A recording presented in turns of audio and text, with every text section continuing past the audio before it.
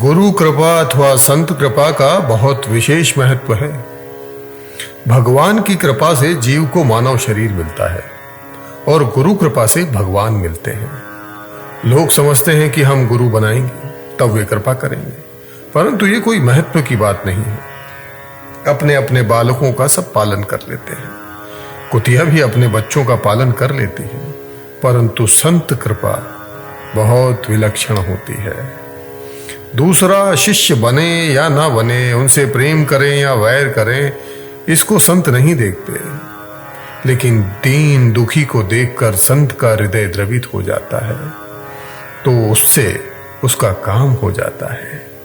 जगाई और मधाई दो प्रसिद्ध पापी थे और साधुओं से बैर रखते थे, पर चैतन्य महाप्रभु ने उन पर भी दया करके उनका उद्धार कर दिया था। संत सब पर कृपा करते हैं, पर परमात्म तत्व का जिज्ञासु ही उस कृपा को ग्रहण करता है। जैसे प्यासा आदमी ही जल को ग्रहण करता है। वास्तव में अपने उद्धार की लगन जितनी तेज होती है, सत्य तत्व की जिज्ञासा जितनी अधिक होती है, उतना ही वो उस कृपा को अधिक ग्रहण करता है। सच्चे जिज्ञासु पर संत कृपा अथवा गुरु कृपा अपने आप होती है। गुरु कृपा होने पर फिर कुछ बाकी नहीं रहता, परंतु ऐसे गुरु बहुत दुर्लभ होते हैं। पारस पत्थर से लोहा सोना बन जाता है, पर उस सोने में ये ताकत नहीं होती कि वे दूसरे लोहे को भी सोना बना दें। परंतु असली गुरु मिल जाए तो उसकी कृपा से शिष्य भी गुरु बन जाता है, महात्मा बन जाता है। पारस में और संत में बहुत अंतर हो जान, वो लोहा कंचन करे, वो करे आपु समान। ये गुरु कृपा की ही विलक्षणता है। ये गुरु कृपा चार प्रकार से होती है: स्मरण से, दृष्टि से, शब्द से और स्पर्श से।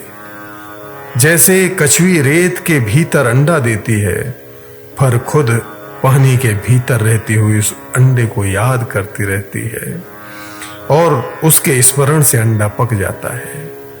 ऐसे ही गुरु के याद करने मात्र से शिष्य को ज्ञान हो जाता है। यह स्मरण दीक्षा है।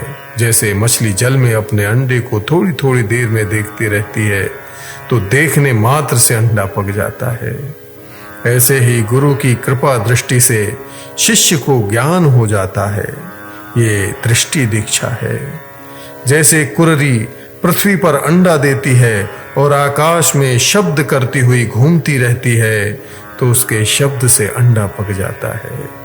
ऐसे ही गुरु अपने शब्दों से शिष्य को ज्ञान करा देता है।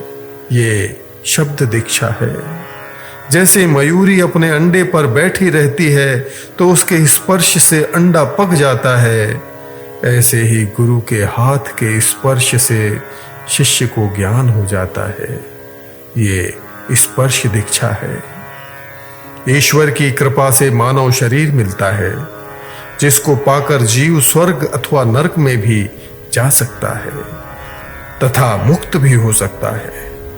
परंतु गुरु कृपा या संत कृपा से मनुष्य को स्वर्ग अथवा नरक नहीं मिलते, केवल मुक्ति ही मिलती है।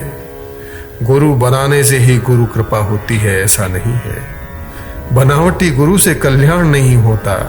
जो अच्छे संत महात्मा होते हैं वे शिष्य बनाने से ही कृपा करते हों, ऐसी बात नहीं है।